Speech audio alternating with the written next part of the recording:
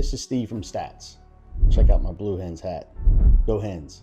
Why we said yes in 2021. So in 2020, right in the midst of COVID, when everyone was pulling back, my wife and I were approached with an idea that didn't quite materialize at the time. The possibility of buying a struggling baseball complex that was possibly going to shut down. And honestly, looking back now, pursuing that idea later on was one of the best decisions that we made. But the story of how we got there and what happened next is a real story. Because here's the thing, everyone talks about buying businesses, but to flip them or maximize profit. What happens when you buy something and specifically trying to save it, to give back to your community? We didn't do this to make a quick buck. We did it because we saw an opportunity to help a local organization that was struggling, to give kids a place to play and to build something that would serve our community for years to come. By the end of this video, you're going to see exactly how we took a complex with 5 aging fields and turned it into an 8-field facility that now hosts multiple high schools, middle schools, and gives kids experiences that they never would have had. Let me back up for a second. My travel baseball organization had been using this complex to practice for a while, and we knew the Babe Ruth organization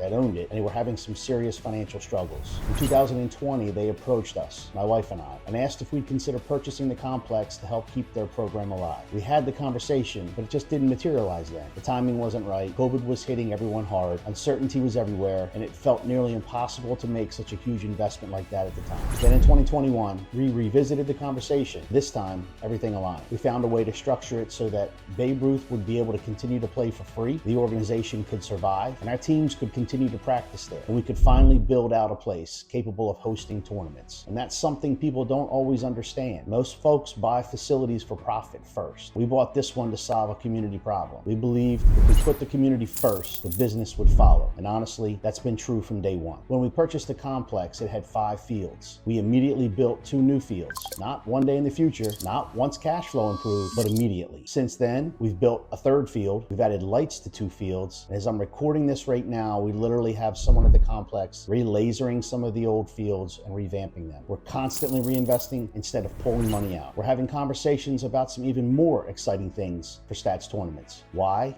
Because we want every kid, coach, and family who comes to Stats Sports Complex to feel like they're somewhere special. And when you build something special, organizations notice, families notice, more importantly, kids notice. Quality attracts quality. It's that simple. Becoming the home field solution, something most people don't know. There are high schools and middle schools in our area that don't have their own baseball field. We've become their home field. Multiple high schools, multiple middle schools, Babe Ruth organization, additional teams that rent the facility so that they have a place to play, and even high schools that don't use it normally come so they can play a game under the lights. Some kids experience playing under the lights for the very first time, and that's just the kind of stuff that makes this investment well worth it. Creating memories, giving teams a home, building something that didn't exist before. Let me be clear, this is a business. It has to make sense financially, but our philosophy is simple: serving the community first, and then the business will take care of itself. From 5 fields to 8, from no lights to multiple fields with lights, from one organization to becoming the home for schools, middle schools, and teams across the region. We're proving you don't have to choose between purpose and profit. You can build something meaningful and sustainable if you put the kids and the families first. And that's the real story of how Stats Sports Complex